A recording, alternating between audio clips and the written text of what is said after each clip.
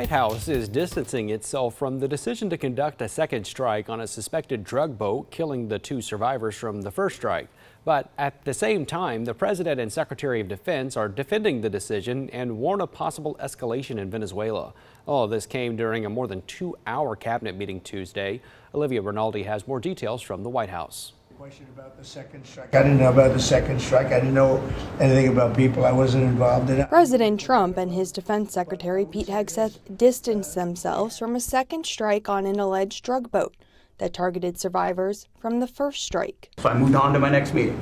A couple of hours later, I learned that commander had made which he had the complete authority to do, and by the way, Admiral Bradley made the correct decision to ultimately sink the boat and eliminate the threat. Congress is promising an investigation into the September attack on the alleged Venezuelan drug boat.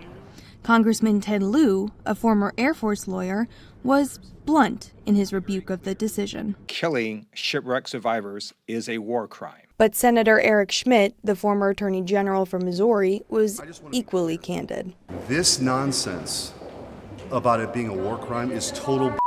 President Trump says he supports the strikes on the boats and potentially more. I want those boats taken out, and if we have to, we'll attack on land also, just like we attack on sea.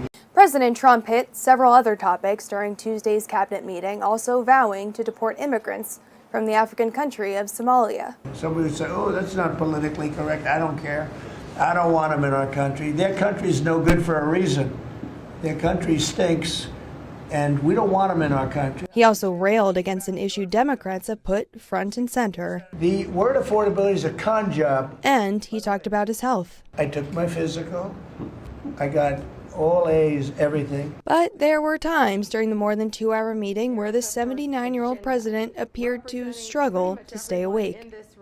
We met with your general counsel yesterday. It's not just military strikes against Venezuela. This morning, the Trump administration announced economic sanctions against members of the Tren de Aragua, or TDA, drug cartels, which it says organizes out of Venezuela.